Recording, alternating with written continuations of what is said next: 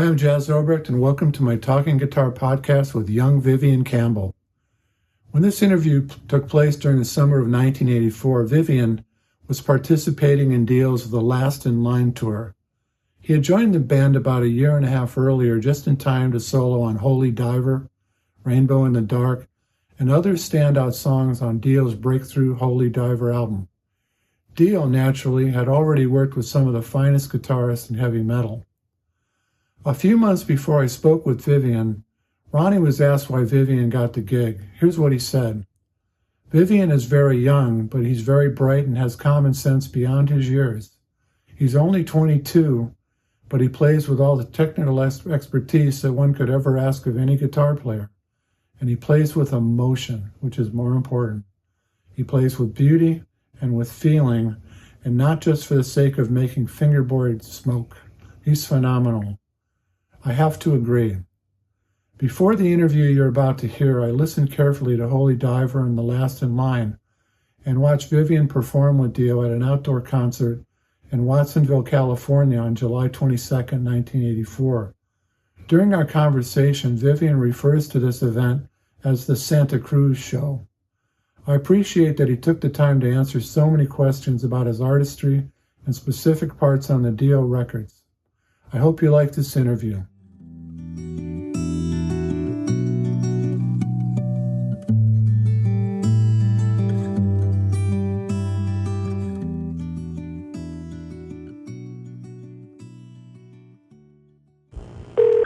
Hello?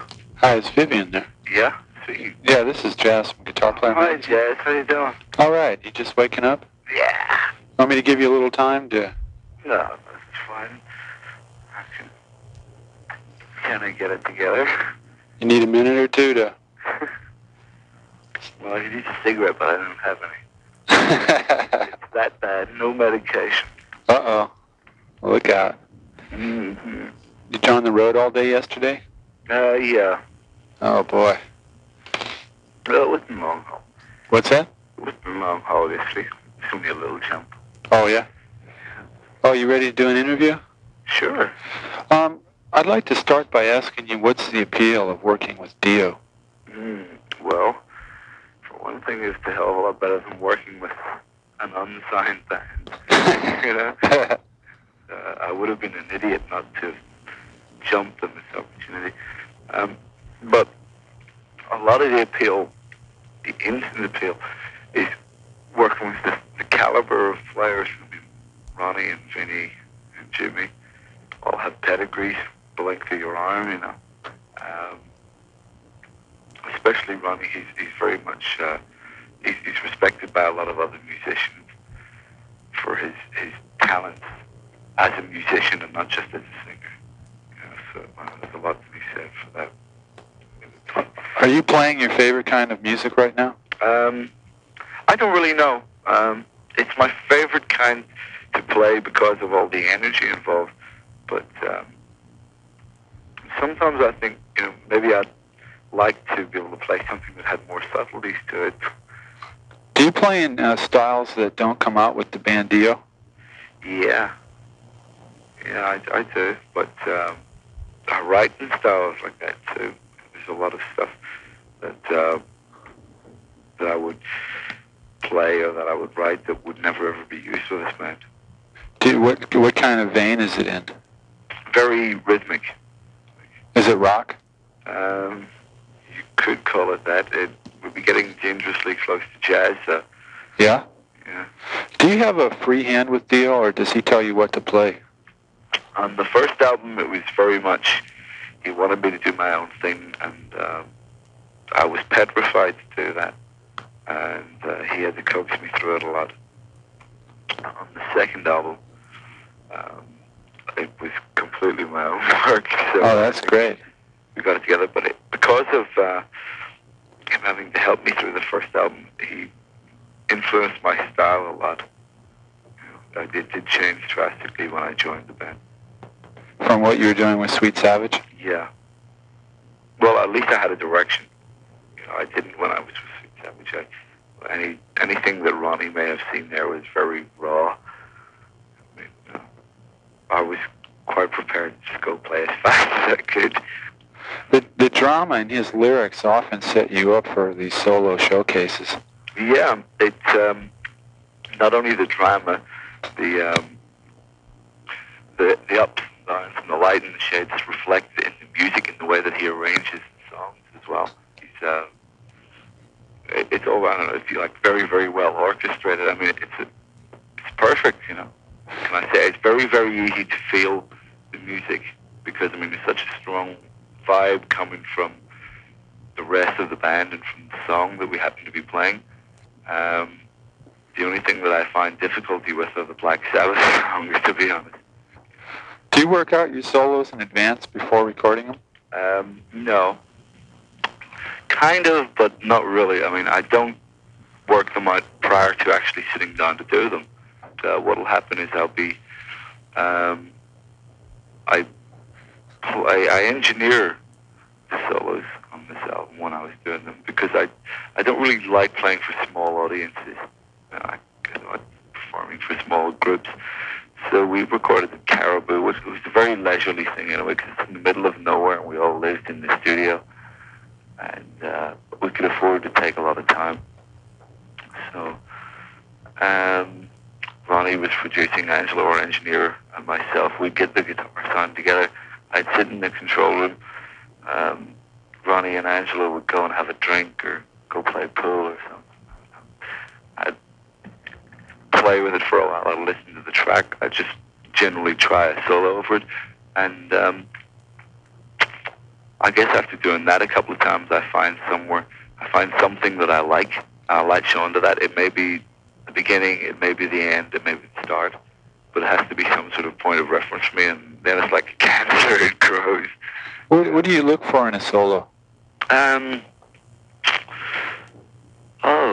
look for something that, I must admit, being a guitar player, I also want something that's going to be, to a certain extent, impressive for people who are listening to it. I want something that people are going to say, that's me, and that's not someone else. Right. I would hate to be mistaken for someone else on the radio. That, I think, is first and foremost. I'll look for something that has some sort of compassion for the song that it's with. I mean, this solo, I think, has to run. And to a certain extent, it's like a song within a song, because it goes off and does its own thing, but it also has to have something to do with what's happening. If, for example, the song on the track Evil Eyes, I don't know if you've heard it. Sure. That's, I would consider my fast solo, probably my only fast solo on the record. But it's a fast song. Yeah. It's a high energy song, and I don't know, we played that song live before we recorded it, because we wrote that quite some time ago. And it used to get so fast and so energetic, and we used to jam in the middle of it as well, and we used to do all sorts of things. I just felt that solo come out that way. I mean, that one was a first, you know. Yeah. The guitar sound, play, record, bam, done it went. Just like that. Did you use any overhand techniques in that solo? No, not in that solo. Huh. That fade out was great. Was that spontaneous? Yeah. Boy, that's cool. That was the one that was, and the Holy Diver album. The only solo that was actually a first, and I mean a real first, was Rainbow in the Dark. Really? Which is the one I liked. We that was the really guitar sound together. They hit the button. I did the solo. That was it, and we kept it. Do you know what kind of scales you switched to right before it pulled back into the rhythm guitar in Rainbow in the Dark? I don't know anything about scales. No? No, I mean I'm not very familiar with what's what. How do you organize solos then? How do you string your notes together? Explain, please. How do you string your notes together? Do you tend to just come up with patterns, or do they spring out of the chords? Yeah, I usually do most things by mistake. Really? Really? You'd be surprised, yeah. I do a lot by mistake. Have you ever come up with a solo before you've had a song to use it in? Yeah. I think the solo for Last in Line may have come up, or most of that solo. The scale that I start the solo off with whatever that may be. I was jamming blues. I love to play blues. I was jamming blues.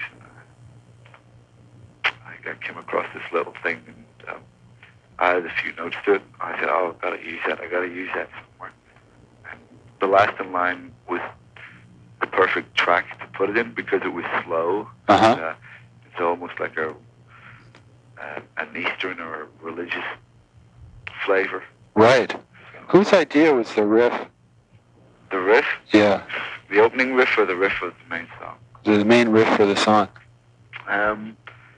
I got to take credit for some of that at least. What about the opening riff? I got to take credit for that too. Is there a chorus on those finger-picked lines or something? A chorus on the finger-picked lines that open Last in Line? It was, what did we use? How'd you get that tone? Well, I used my Strat for that. Uh-huh. And a 61 salmon pink Strat. A 61 what? Salmon pink Strat. Oh, beautiful. Which is real nice. It isn't the kind of guitar that you can use a lot with a band like this. You know, I mean, that's more like a Jeff Beck thing if I feel like jamming Jeff Beck tracks. But I brought it up to the studio, and it was real clean and mellow and nice. We used it for that. I can't remember what we used for the start, but we did have some sort of effect on it. How did you get such a distance type? The solo sounds like it's a little bit in the distance in Last in Line. How is that done?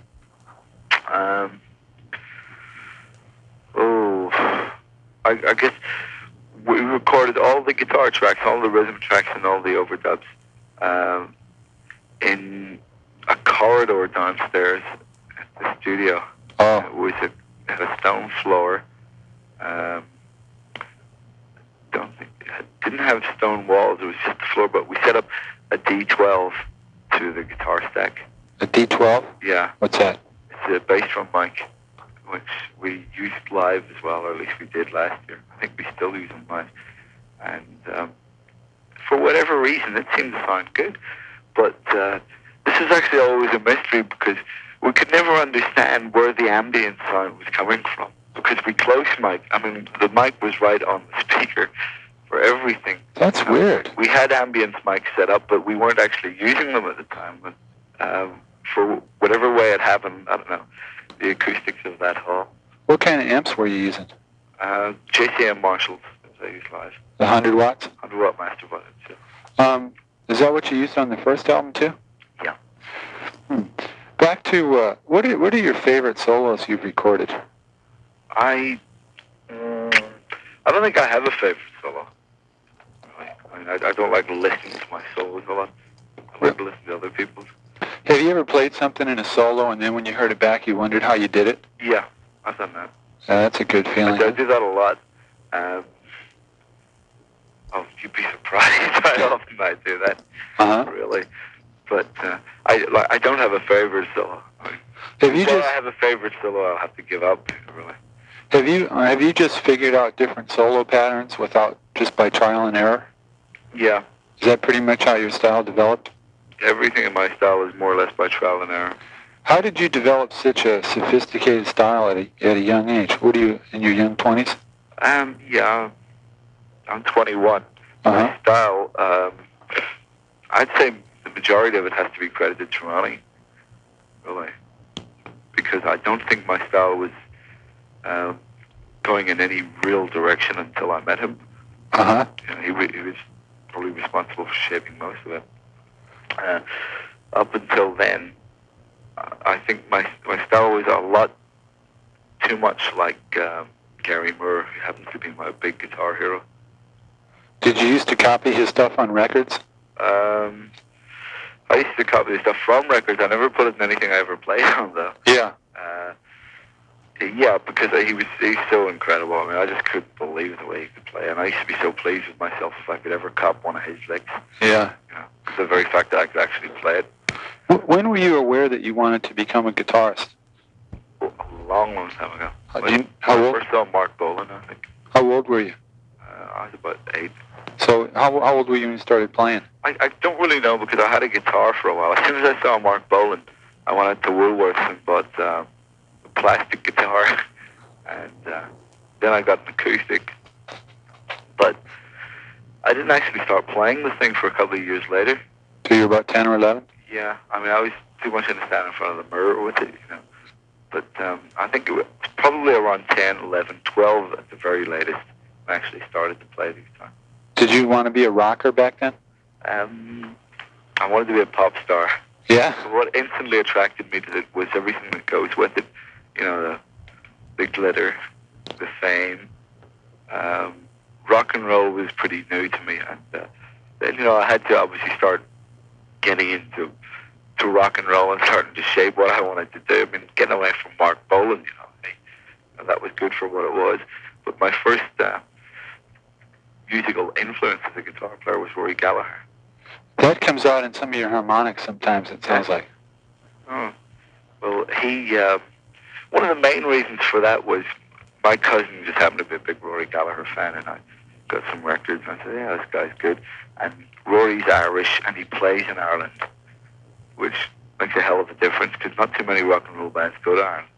And so I'd never seen a band before in my life. You know. Rory Gallagher was playing in Belfast, so like, there was an opportunity for me to go and see him, and I met him after the show as well, and so he was a great guy. And, you know, was so this I really got into that. Was this after Taste? Yeah. This was when you, like, around the time of Tattoo Lady and all that? This is the album Calling Card. Oh, yeah. Against the Grain, stuff like that. Did you ever take lessons? No. When you were learning how to play, what did you think was most important to learn? How to play fast. So you were into solos from the beginning? Yeah. Yeah, kind of. As soon as I discovered I could kind of play a few of them, you know, and I wanted to do it more. It's very, very confusing. I mean, still to this day, I get very confused about guitar playing and guitar players, and, you know, sometimes why I bother and why others bother. Because it's like a lot of things. I mean, it's very competitive. There's so many guitar players in the world. You know, it's very, very hard to know. You got to know what you want first and foremost, and I really don't know at times. I just get very confused because nights like, for instance, that show in Santa Cruz the other night, you know, after a show like that, you know, I think, oh God, I should have sold used cars or something. You sounded great. Not from where I was, but I could tell you. I could tell you couldn't hear your sound that well. I couldn't hear anything but the fucking feedback I was getting. You should have heard that. Yeah, I was right below you. Yeah, were you hearing the power surges coming? Yeah. Oh, jeez. Were your parents supportive of your decision to be a rock and roller? Very, very, very supportive. Really? Still are to this day. Huh, they must be proud of what you're doing now, huh? Yeah, I don't know why. I mean, I don't think they ever really thought that I was ever going to be able to make a career out of it, but they were at least prepared to give me a few years of grace, you know, to go about, get crazy and do what I wanted to do before pressurizing me into getting a regular gig. And, you know, fortunately, I happen to be able to make a living out of it now, so they're very hard. Were you raised in Belfast? Yeah. There wasn't much of a rock scene there? Oh, very, very little. I still live there, in fact, still home. It's Ireland in general. It's such a small country. I mean, Ireland's a very backward country compared to anywhere else in Europe for various reasons to do with the Catholic Church and the political scam and all sorts of things. But there aren't many bands, there aren't many clubs. In fact, there aren't even many people. I mean, it's a very, you know, sort of lightly populated country. But I formed a band when I got kicked out of school. The band was called Sweet Savage. How old were you then? I was 16. And it was a heavy metal band. We wanted to be heavy. We were listening to people like Thin Lizzy and UFO. And I had only just discovered Gary Moore. And this was great for me. I mean, I was buying all his records. I was trying to steal all his licks, and I couldn't. And so that was it. I mean, we tried. We really got our act together. For an Irish band, we were very good. We had management, and we did everything we could have done in Ireland over and over and over again. And, you know, we were just, we were afraid to make a move to go somewhere else. You have to get out of that country if you want to do something in rock and roll. Did you ever play in London or England? Yeah, we did. We we were in England a few times, 3 or 4 times. The longest of which was a 2-month tour, which we did open for Thin Lizzy. So what years were you in Sweet Savage? 79, 80, 81. How many singles did you record with them? We've recorded about 4, released 2. Now, how did you get with Dio from Sweet Savage? Well, Sweet Savage opened for just about every band that came to Ireland. Oh, I see. And Jimmy Bain's band came to Ireland in 81 or 1980. I think it was 1980, actually, and they were called Wild Horses. And that was the band he put together with guitarist Brian Robertson from Thin Lizzy. So we did 6 shows with them. And I gotta tell you, we kicked their ass. Yeah. They were bad. No harm to Jimmy, but they were bad. Brian Robertson especially was more interested in getting drunk. He was so fucked up when he went on stage. It was unbelievable. But Jimmy remembered me, and we kept in touch. You know, not that I would send him postcards or anything, but we used to run into each other every now and again, Dublin or in London or something. And one Saturday I was going into the studio with Sweet Savage to mix some stuff that we just recorded. And Jimmy happened to be walking out of the studio as I was walking in. He happened to be doing a session in Dublin, and he said to me that Ronnie Dio, that he hadn't seen in years and years, had called him up, was coming to London. He needed a bass player and a guitar player. Would I be interested? So I thought very little of it, to be honest, because Jimmy, I'd known Jimmy to be a little of an exaggerator. Do you know who Dio was? Yeah, I was a big fan of Dio. Really, he was probably my favorite singer. But, you know, I really didn't think anything of it. That was on a Saturday, and on the Monday morning at 4 o'clock, I got a call from Jimmy who said that he had let Ronnie hear a tape of me, and Ronnie wanted me to come over to London right away, so I did. That was it. Did you have to did you have to demonstrate what you could do? Oh, thank God, no. But if I had to do something like that, I would never be able to carry it off. No audition? He just hired you? I auditioned, yeah, but not in the true sense. It was very, very relaxed. We went to the hotel. I met Ronnie and Vinny, which was a relief to start with, because, I mean, I really had I was under the impression that they were going to be very, very, you know, sort of rock and roll star. Give me my space, keep away from me kind of thing. But they weren't. They're really, really practical people, very down to earth. That sort of relieved a lot of the tension to start with. And we had a few drinks. That helped as well. I imagine so. We went to the rehearsal studio, and it was all hard equipment, but, you know, I didn't mind. We got over it. And to start with, Ronnie had a very early idea of what Holy Diver was, and he hummed this, and he said, dun, dun, dun, dun, dun, dun. So we started jamming on this, and there was lots of drink there, and everyone started getting pissed, you know, pissed drunk, that is, not pissed and happy. Yeah, right. And, you know, after a while, we tended to relax a lot, and about an hour after we had been there, Ronnie didn't exactly dash up to me and say, "You're wonderful, you're fired," you know? Yeah. So I said, well, I think I got it then. You know, it looks like I'm going back to Sweet Savage, because I expected somebody to say something to me, and nothing happened like that. So we played literally for about 3 or 4 hours, and Vinny and Jimmy and I just jammed, and Ronnie came up and sang occasionally. The rest of the time he had sitting back drinking, listening to it. And it got very, very relaxed, and I was convinced at one stage that there's no way I had to gig, so I completely relaxed and played the way it was very natural to me. I just wailed, you know. And Vinny recorded a lot of it with Sony Walkman. And, you know, I got it. At the end of the night, they said, that's it. But I really didn't think I had it at all. Wow, that must have been kind of a thrill. It was, actually. How much time elapsed between then and when you started recording the album? About 6 weeks. Did you have a cassette of the tunes by then or anything to work with? We didn't start working on the tunes until we all got together in L.A. Really? Yeah. So you had 6 weeks off and then you got to L.A. to do the album? Yeah. Did you do much practicing in that 6 weeks? Hey, it's a Pope a Catholic? Yeah, as far as I know. Sure did. And it didn't make a lot of difference either.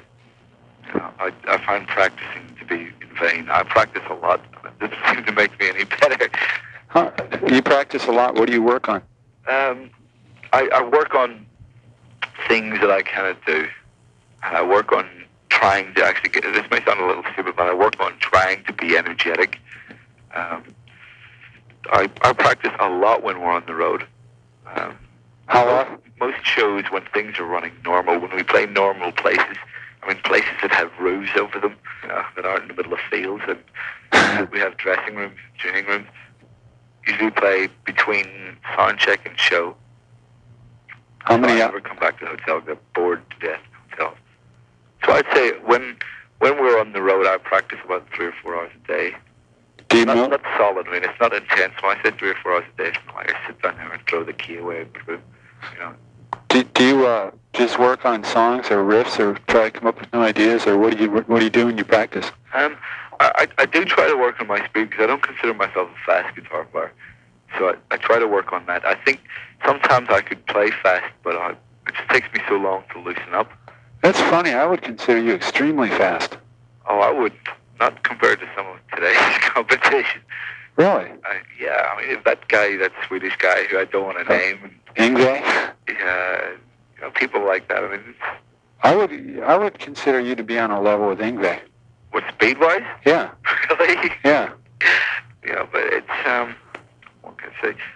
I don't know, maybe it's just because I can't hear it properly, you know. Yeah. Maybe it's hard to be objective, but I honestly do not consider myself as fast as most other guitar players. But it doesn't worry me much either. It's just that, you know, it's nice to have it there. You know, sometimes I can't help but see when we go out and play, and I can only see the first people in the first few rows anyway. I see their little faces when I go to do a guitar solo, and I'll say, right, impress me, play fast, you know. But what inspires you?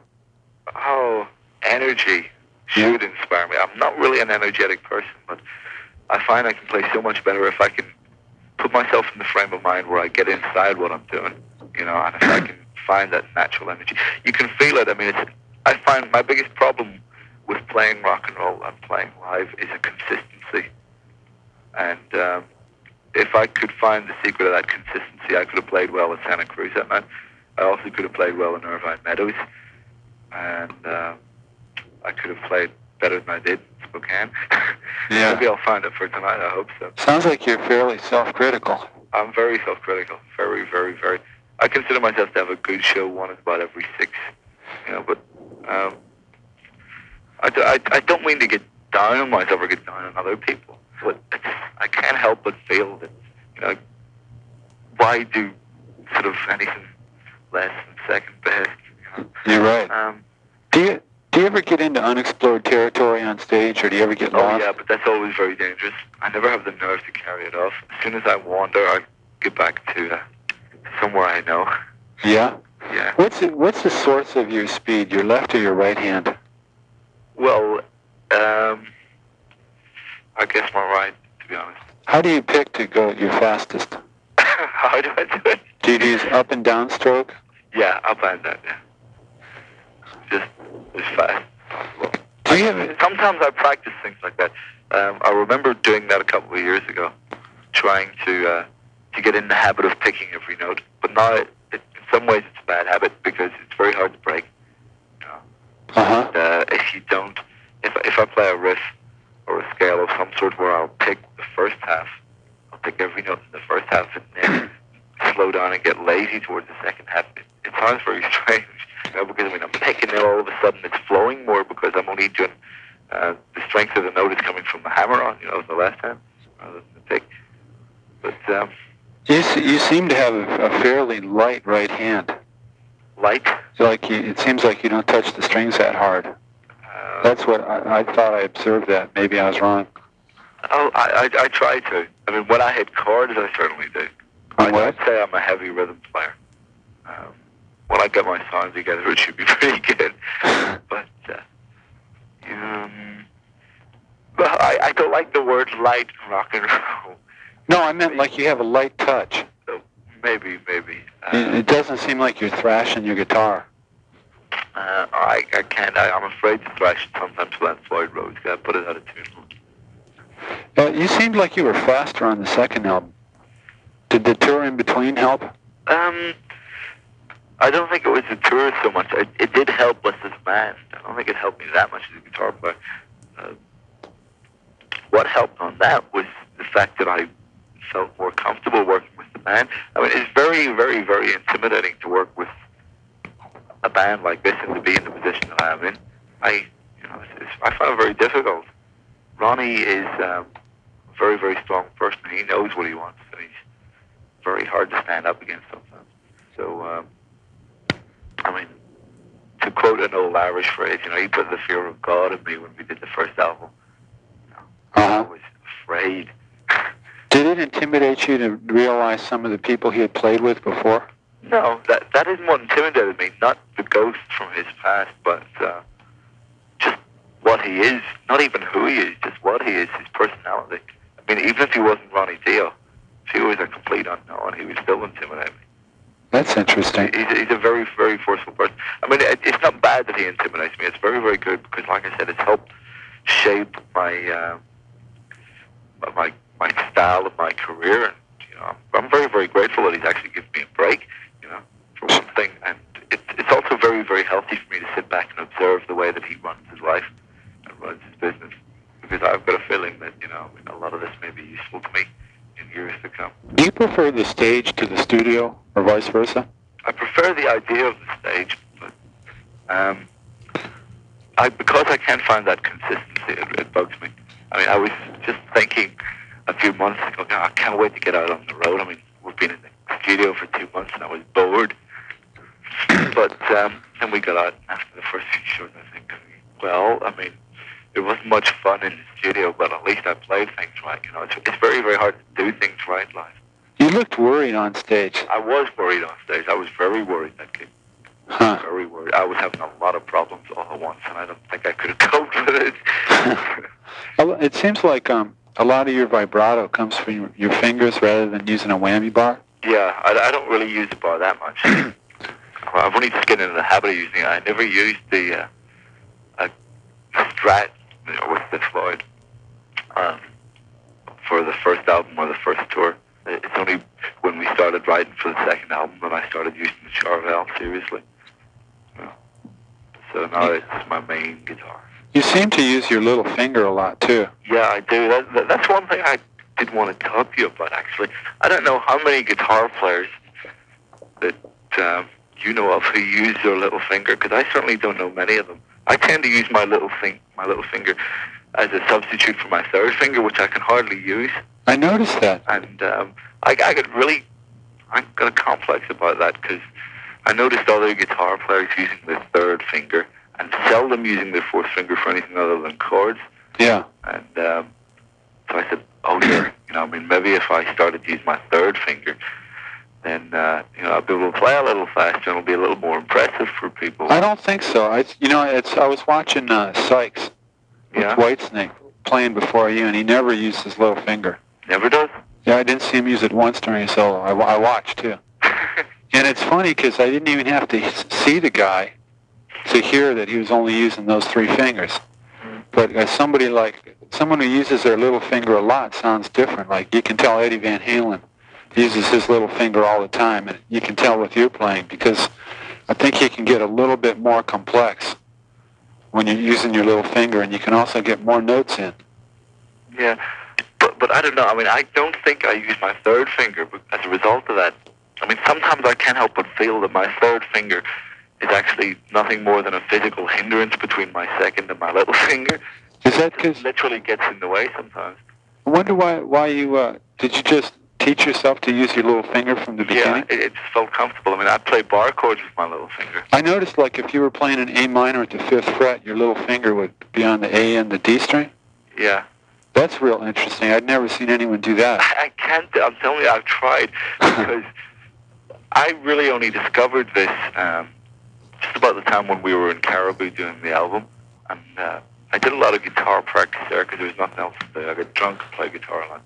And I seriously tried I mean, I do all sorts of exercises, sticking matchboxes in between my fingers to try and widen the gap between my fingers so that I could use my third finger. Because I just couldn't help but feel my third finger was stuck, and wherever it went, my little finger went with it, but my little finger got there first.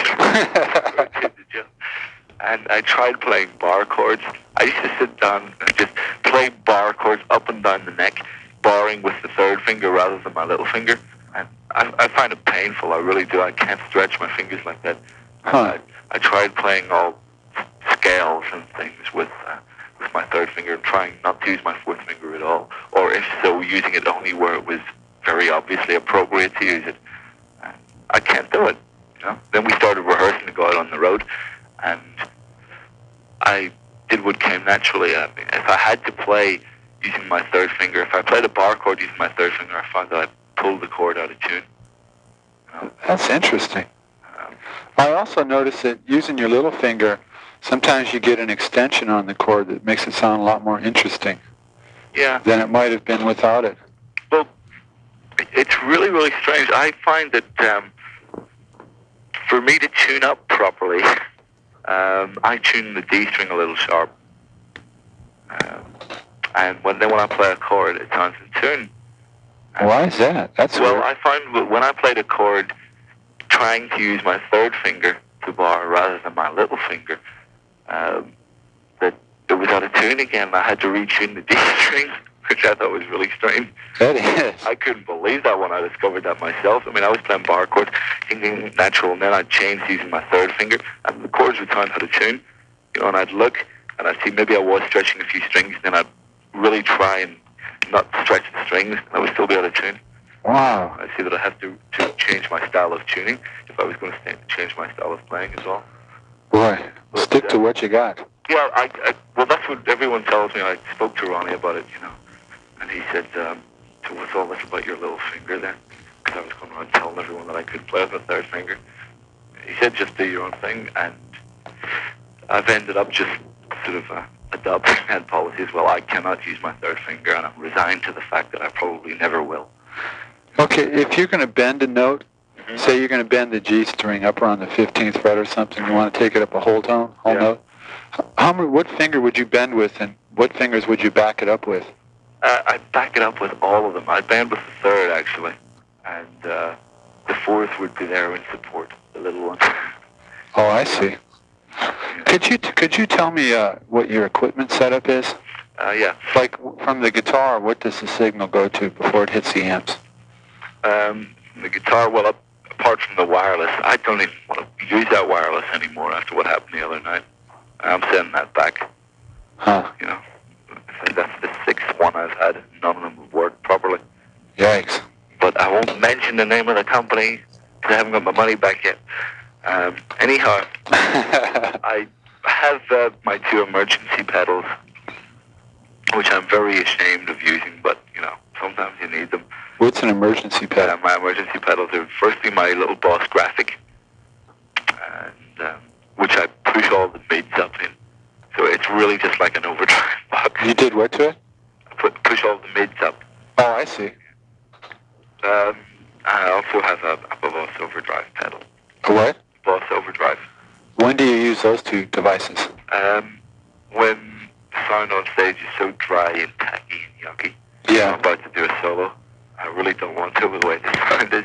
I'll hit either one of those, depending. I never have them both on at once. Never, ever. Right. That would be like World War III. Because there's so much. It boosted so much.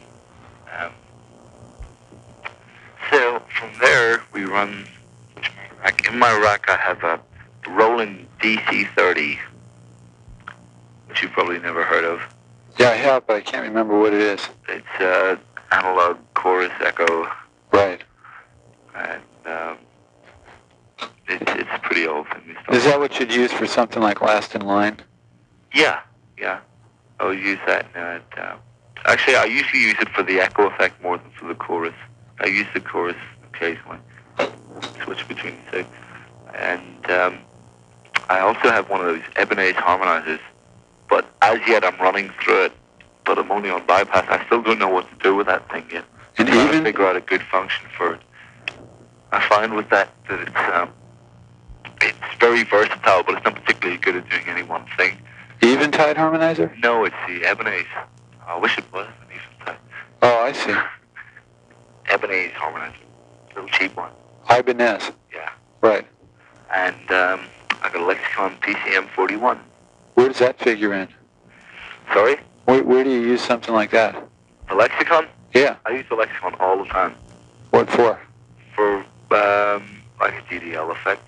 Oh, I see. I run 2 stacks with the effect, 2 stacks dry. Oh, I see. So you have 4 stacks of Marshalls?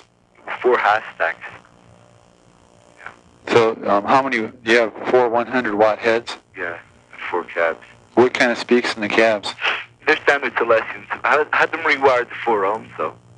Oh, yeah? Yeah. What's that do? It makes a very subtle difference, I can tell you, after all that bother. It's not really worth doing, to be honest. You know, I wouldn't advise anyone to do it. I can tell a slight difference when it helps to just pull that little bit more power out of the amps. Makes them a little bit more nasty. Now, how do you have the settings on the amps usually? I change them every day, depending on where we are. How do you like the mid-range bass and treble combination? What do you prefer more of and less of? Well, for an average show. With a roof. With a roof, yeah. Because, I mean, outdoor changes so much to me. Indoor show, at present, usually about 5 or 6. Bass, I would have between 8 and 10. Middle is always about 7 plus. Trebles around the 5, 6, 7 mark. Now, the Jackson's your favorite guitar? Or what's your favorite guitar? I wonder should I mention Arias here? We've just done a deal with Aria. But no, Arias aren't my favorite guitars. My favorite guitar is the one I use on stage. The one with the Holy Diver painting? No, the one with the other painting. I got one with, it was supposed to be a painting of the new album cover, which looks nothing like it. The guy made a real cock-up of it. I mean, it's nice. It's a nice color. What color is it? It's got that burst of yellowy orange in it. Yeah. That fades into a bluey purple. What's it got a picture of? There's Murray the Monster's on it. The Monster who's on both our album covers. That demony devil, we call him Murray. He's on that. And, hell, it doesn't look anything like the album cover. Is it the one with the guy in the water, or is it another one? No, that's the Holy Diver one. Okay, so you have 2 Jackson guitars? 2 Charvels, yeah. Okay. Did Grover make those for you? Well, no. He made one of them for me. The Holy Diver one. The other one's a standard Charvel with a different neck, and a Floyd, and a new paint job, a new pickup. So did you have them painted? Yeah, Charvel painted the Holy Diver one. And the new one was painted by a friend of a friend of a friend, if you know what I mean. But, that's why it didn't come out so good. Now, what kind of, do you know what kind of Charvel models those are? Haven't a clue. Huh. No. Are they stock guitars? Well, one of them's stock, yeah. Which one? The, Holy Diver? No, the other one, my favorite one. I call it the Last in Line Strat. Do you know what kind of pickups it has? Or? Yeah, Duncan Customs. Same in all my guitars. Seymour Duncan? Yeah. Are those the Strat pickups? They're the humbuckers. Okay. What kind of whammy system? Floyd Rose. Do you like that? Well, I prefer it to the Kaler because it's you can actually feel the bar. With the Kaler, there's nothing there. It's far too easy to pull the strings off the neck. I don't like that. I mean, that's fine for some people, but not for me. How many Arias do you have? If the truth be known, right now I only have one, but I've got 2 more coming to me next week. What's that? How'd you get that guitar to glow in the dark? Is that neon or something? It's called fiber optics. Ah, that's cool. It's same thing as it's same principle as lasers. And unfortunately, you got to run a cable to it though to do that. And what's even more unfortunate is it's impossible to play in the dark when that thing goes on. You can't see a fucking thing. I mean, you cannot. You look down at the guitar and all you see is this thing glowing in your eyes. But it looks nice, you know. Yeah. It's all part of rock and roll. You know, it's like something from Spinal Tap. I wouldn't have been surprised if those guys had that. Do you use your pickup selector very often? Well, the Aria tuning guitar I'm playing at the minute that actually has 2 pickups in it. And no, I wouldn't use that. I don't know if I did in Santa Cruz. I know I did in Spokane because I wanted to get some more sustain out of it. Yeah. I mean, you wouldn't believe the kind of shit that happens to me. I mean, I was using that guitar in Spokane the other night, and this is, I don't know, like the 5th show or something we've done so far, and every night I had asked the laser people to make a longer cable on that thing so that I could go up the stairs. Because every night before that I'd gone out and go doink, you know, and found that the cord wasn't long enough for me to even get to the other side of the stage. Wow. You know? And so I'd come off and I said, fuck this, fuck that, put a longer cord in, and I get a bit pissed off and feel moody. And so then they put a longer cord on it, and someone spoke out, and I felt great. It was like freedom. I went to the other side of the stage, jammed a little, then it came time to do the solo, and I was out there, sounding like a piece of shit, and I went up the steps, the guitar strap broke. Oh, God. So I sat down at the top of the steps, and I was trying to get sustain, but I was nowhere near my amps, and I was nowhere near a monitor. Yeah. You know, and I was doing that thing where I don't know if I did it in Santa Cruz at all, but I bar all the strings at the top of the neck. No. Hammer on with my left hand. Oh, you hammer on all the strings at once?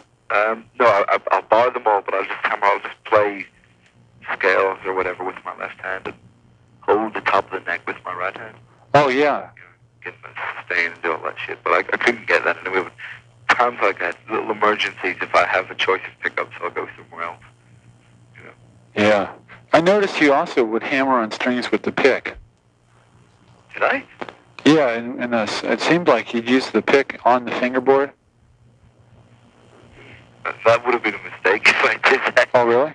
Yeah. Do you use finger taps very much? No, not very much. It's hard to do that without sounding like Eddie. Yeah, I know. In fact, the only time I've ever done it, and consciously done it, was on a track in the new album called Eat Your Heart Out, where I do it in the middle of the solo, and I do it once only, just one note, and I didn't do anything like that in Holy Diver. Sometimes I do it live. You know, live you can get away with it. It's different. I'll just do it occasionally, but if I do, it's in moderation. Do you have any unusual techniques you're not familiar with others using yet? I wouldn't think so. No. Uh-huh. How do you like your action on your guitars? Low. Low? What kind of strings do you use? I used to like heavy strings and reasonably high action. Yeah. Last year, because I don't know, I must have been into a self-persecution thing, whatever reason. Good Catholic boy. Yeah. If I don't use heavy strings, I won't go to heaven, right? Yeah. I don't know what it came from, but I think more than anything else, it was because I was such a heavy rhythm player last year. I used to use the Les Paul, which is a completely different guitar from the Strat anyway to play in the field. I had 11 strings on, 11, gauge 11, 13, 18, 28, 38, 46. Yeah, that's pretty heavy. Which was very heavy for rock and roll. I mean, my action wasn't really that high, but it wasn't really that low either. You know, and I used to get sore fingers a lot. I thought, why the hell am I doing this? I mean, I think really the reason why I did it was I could do it and get away with it. I mean, it wasn't easy, but it wasn't uncomfortable really. You know, I mean, I could do it, and you know, it did make my fingers sore. I guess I maybe thought I was strengthening my fingers or something, but you know, it just felt such a relief. I said, okay, give me a set of 9-gauge strings, stick them on a Strat. What kind of strings do you use? I use black diamond strings and endorse. Do you change them all the time? Yeah, all the time, just every show. What kind of picks do you like? Fender mediums. Uh-huh. Do you hold it picked the regular way? I think so. I don't think there's anything unusual about the way I did. I'd like to ask you, some questions about it. Some tracks on the albums. Yeah. Oh, on the Stand Up and Shout on the first album, was it hard to work up to that solo speed? No, not at all. Was that solo done in splices? No. Wow. Did you use an up and down pattern for picking the faster parts? What's the up and down pattern? Like when you picked, you want to go upstroke, downstroke, upstroke, downstroke? Yeah. Were there any effects on that solo? Not from me. There may have been when they mixed it. Oh, I see. In a Holy Diver, the very beginning, yeah. Is that all keyboard synthesizer doing those effects? Keyboard synth, the wind noise and things? Yeah. Yeah, it is. Did you double any of that solo? No. How did you get such a good sustain? I don't know. We must have played it real loud for some reason. I've never doubled a solo. What part exactly do you mean? Some of the solos sound so thick. It sounds like they like you maybe recorded the same thing twice and put them together. You don't do that though? No. I might try that sometime, but I haven't done it yet. There's the harmonics you do in that song? Yeah. Was that with this pinching the pick with your fingers? Yeah. Kind of like Roy Gallagher does it? Yeah. In Gypsy, was the vibrato in that solo from your fingers? No. I gotta be truthful about this. I had my Les Paul at the time, and I put one of those funny bars on the Bowen bar. Oh, yeah. I tried one of those. Ah. Was that solo done in one take, or was it spliced? That solo... I'm trying to remember. Oh, yes. I remember now. That was definitely not a one take. That was one of those where we had to painfully squeeze it out. That took a long time to do that one. In Caught in the Middle, it seems like your guitar sounds fuller. Yeah, I think so too. Why is that? I don't know. I wish I knew. But every time I listen to that album, if I listen to the whole thing, it's very, very noticeable. It just sounds a lot fatter. It sounds like it's multi-tracked or something. Yeah, well, I mean, there are just the two on it, where we have the obvious harmony. Yeah. The second half of the solo, but the first part of it's just it's only the one guitar there. Huh. I think it must be the effect that was used on the mix. I think it sounds very like a flanging effect from an Eventide harmonizer or something. Sometimes Ronnie will add that in. Yeah. And Don't Talk to Strangers. There's acoustic guitars in the beginning. Is there more than one? Is it multi-tracked? I think, I can't remember, to be honest. There may be two. It's a 12-string guitar. Oh. That we started with. Whose guitar was that? It was Ronnie's guitar. He's got an old Gill 12-string. How was that mic'd? Help. Don't know. I don't know what we used on it. Did you play that or did Ronnie? I played. Now, do you know what kind of chords you were strumming when it turns electric and before the vocals come in? I could explain them to you. I don't know what they are. Yeah, could you? Yeah. They're, see, I'm trying to picture one in my head, see what the notes are. Yeah. For example, D, the song is in D, so the first one would be D, A, D, E, A. What fret do you start at? I would start... Where's the first D? Basically, yeah, what they are actually are minor chords. If you were to play a D minor chord on the 5th fret, right, barring it, and take away which I don't know what finger you would use. I would use my second finger. On the D string? On the... Oh, shit. Let me make it easier. Okay. Easier for me to explain that is. If you were to play an open A minor chord, right, open string, and took away your first finger.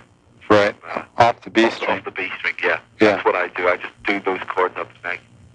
So I take away that note. I don't know, is that the 5th or a 3rd? I don't know. Or whatever. Yeah, we're both in the dark. Yeah, who cares? Yeah, but it sure sounds good. It's got a little tension. Yeah. How many tracks of rhythm guitar are there? We we usually put an average of 2 on. We pan it. We put the original track on, pan it to the left, and then we overdub and pan it to the right. I like that feedback sustain that comes at the very beginning of that solo. Yeah, I like that solo a lot. Yeah, it's a good one. That's an energy solo to me. Yeah. That's what I was trying to tell you about earlier. And that's the thing I love about Gary Moore's playing. I mean, even if Gary plays something soft, you can feel the energy. I mean, you can feel the tension, you know. And he really gets inside. He's intense. He gets inside of what he's doing. And I like that. That's something that I'm trying to do. I think if you can have that natural energy in your playing, then you can have all the adrenaline and all the consistency that you need to go out and play live. I think playing live would be a lot better. I think you're right. And then I think that's where it would be at for me, because I really work in the studios, where I want to spend the rest of my life. Rock and roll is also supposed to be about being live. Yeah, you're right. In Straight Through the Heart, how many tracks are in the guitar choruses? There's 2 tracks on that. Was the Invisible solo done in pieces? No. Well, in the intro, you have the flat-picked guitar, and then there's that other one that's kind of clean and weeping. Yeah. Yeah, how'd you get the weeping sound? Was that straight guitar?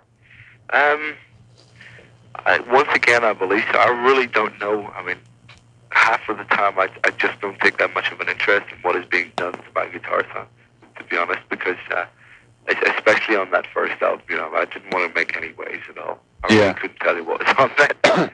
You had a lot of tones in the Invisible solo. Yeah, I like that solo. Did you use a whammy bar during the climb? Yeah. Oh, that's great. Now, Rainbow in the Dark, is that a synthesizer riff in the very beginning? The little doo-doo-dee-doo-dee-doo. Right. Yeah, that's keyboard. Do you know how you processed your rhythm guitar? Help. Don't get technical with me. What do you mean how I process my rhythm guitar? Yeah, like, if it's just the sound that came out of the amp. Yeah, I just played it, you know. Yeah. Who came up with the opening riff for Shame on the Night? Jimmy. That's a cool one.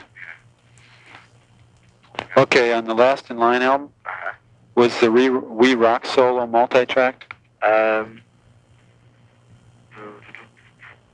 It was just at the very end of the solo we dropped in. Okay. The rest of it I got, and we got as far as there's a hammer-on, which takes the solo out. That's where we dropped in, just on that hammer-on. Are any of the opening effects in I Speed at Night done by you? Yeah, I got wangy bar on there. Okay. Can't hear it too good, though. Did you do any finger taps in that solo? No. Who came up with the cool riff for One Night in the City? That was a joint effort. Okay, and you're breaking that song. Is that layers of guitar, or is that guitar playing with the synthesizer? That's guitar with extreme glitch from harmonizer. It's just guitar. Wow. And Mystery, okay. In the opening chords, did you add a little wang on there to make them kind of pulse? Yeah. Yeah, that's a nice touch. I like it too. That solo seemed to contain a lot of your playing elements. Uh-huh. Like it was almost like a little mini course in your style. Yeah, lots of staccato and things. Yeah. Spider hopping, we call it. What's that? Spider hopping. That's the patented name that Ronnie gave to my style of playing. Spider hopping? Yeah. Because you're all over the fingerboard? Well, it's not so much that. It's nothing to do with speed. Just that it jumps a lot, you know. I noticed that in solos and stuff, you jump around. I mean, I'd go from like the B string to the D string or the A string or something, you know. Yeah. Start those in between. You sounded like you were real psyched up for the Mystery solo. Yeah, I'd love to do it again, actually, because I've got it down now. I really have. It happened. That was one of those that I got the Mystery solo within about 4 or 5 takes, I think. And because of that, I mean, the advantage of that is good because it's spontaneous and, you know, it's good. I don't like to take forever over doing guitar solos, but now I feel I could just do it a little better. The same solo, but just a lot better. You have some really thick guitars in the opening of Eat Your Heart Out. Yeah. Um, You're going to ask me what effect that is, right? no, you don't want me to. I don't know. I mean, I don't take any interest at all in the production side of the record. I mean, that's strictly between Ronnie and Angelo, our engineer. I mean, I'll only speak my mind if I think something's bad. If I listen to something, I'll say, Jesus, that sucks. What is that, you know? But I mean, aside from that, I've got enough faith in both of them to know that they won't fuck me over. Well, that's good. I really don't know. It's something to do with the harmonizer again. I would guess it sounds very like a flange effect to me. In this solo, in the beginning, there's kind of a descending riff. Is there something weird on there, like a wang, or are you pulling the string or tapping with the pick? No, there's nothing weird. It's just a hammer on right the way down. Huh. Who came up with the sinister riff for Egypt? We all did. Egypt was the last song we did, and I had this riff, which I had presented to Ronnie months and months before, which I just discovered when I was jamming at home. It was pretty fast, and it was like, it was very Eastern. Yeah, that's it. And it was almost like, I nicknamed it my Persian reggae. We jammed it when we were in LA writing for the album. This was in Caribou. And, we had everything else recorded and all the other overdubs. We needed one more song to complete the record. And we were standing around, and Ronnie started dum dum dum in D, real slow on Jimmy's bass. Just picked up the bass, and I started fooling around with my thing on top. But I said, well, what about using this? Because I really liked the riff. Oh, it's a great riff. The riff I had originally sounded nothing like the riff that's in the song now. I mean, it sounded very like, it was a lot faster. And it had a lot more notes in it. It was a lot more complex riff. It was a very difficult thing to play. That's why I loved playing it, because it was difficult and I could do it easy. Yeah. Hey, what's this? And, that's always nice. Yeah, I know. It's a nice feeling. But, and, this was just an offshoot of the same idea. It just seemed so natural when Ronnie started doing that dunk dunk dunk thing that I put those little Eastern melody things up, and it just happened. I mean, that song we did in a couple of days. It was just recorded, boom, it was over. Do you enjoy being on the road? I think it's a lot of fun. Yeah. Yeah. Yeah. Do you ever find your role restrictive? My role as guitar player. Restrictive to who? To me? Yeah. Yeah. Sometimes. Well, that's what I'm here for. Are there any players out now you admire? Gary Moore. Any up-and-coming new guys you know about who are good?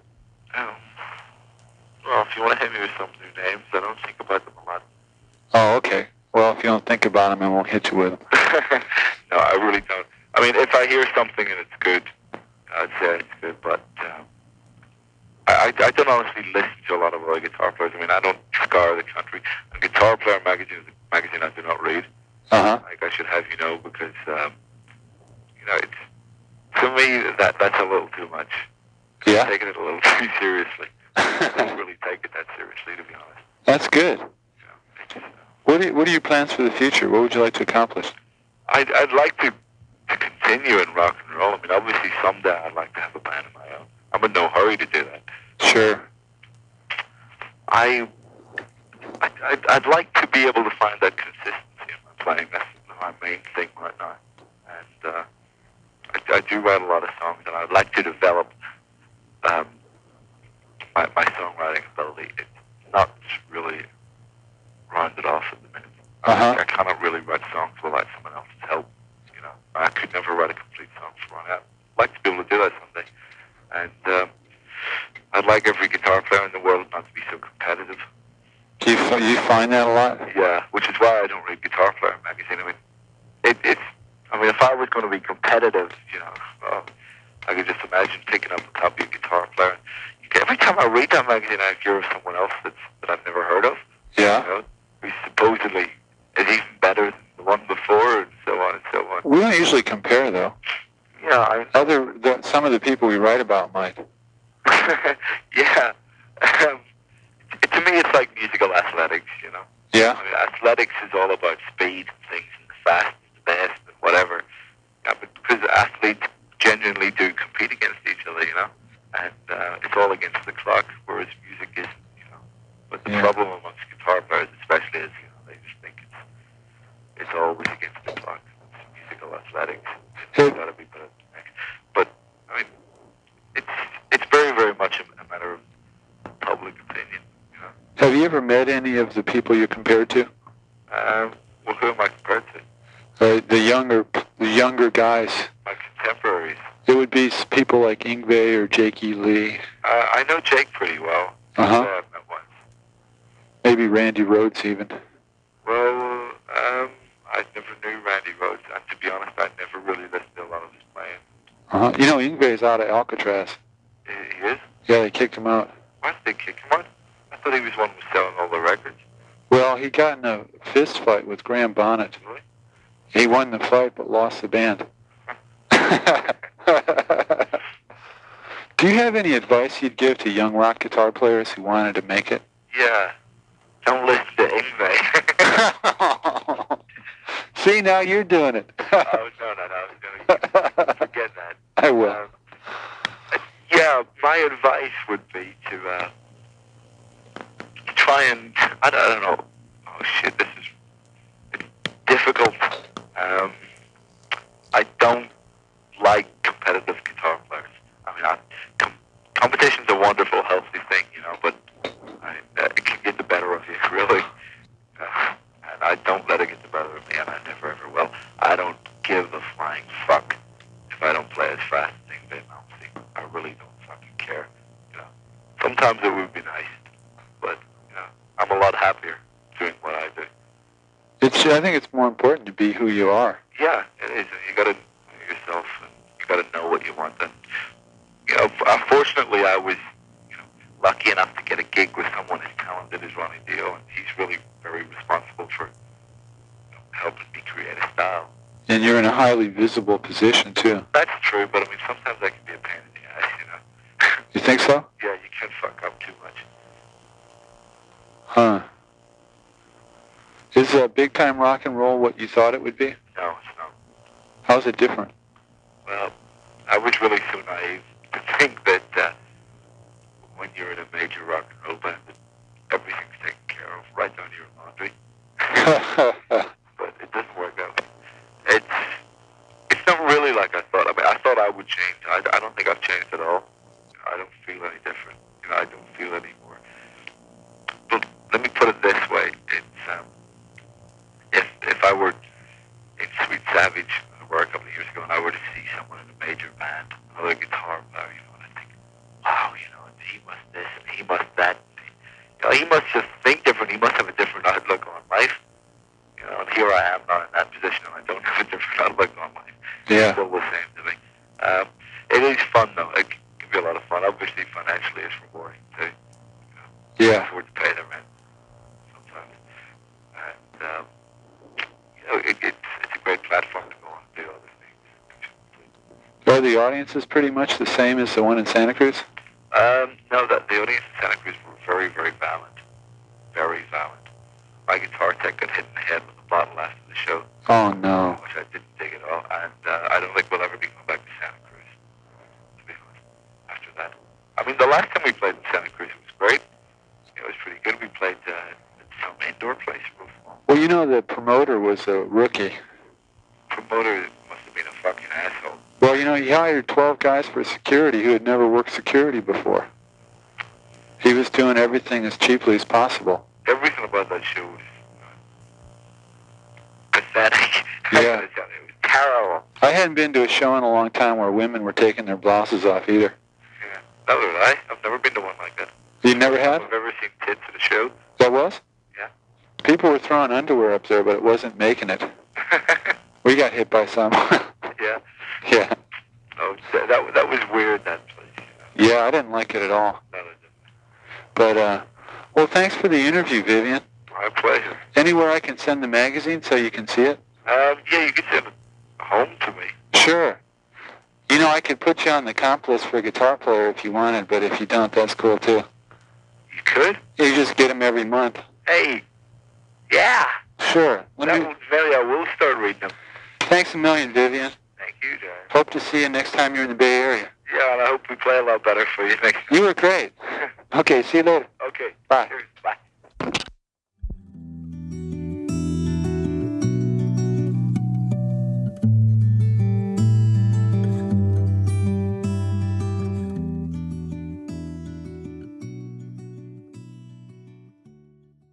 After leaving Dio in 1986, Vivian went on to play in Whitesnake and with Lou Gramm. In 1992, he joined Def Leppard, spending many years touring and recording with the band. He's also displayed his extraordinary talents with Thin Lizzy, River Dogs, and other groups. Before signing off, I want to thank my podcast producer, Nik Hunt, the Southern Folklife Collection at the University of North Carolina, and I'd like to encourage you to check out my online Talking Guitar magazine, which is easy to find via Google. Thanks, take care, and I hope to see you again.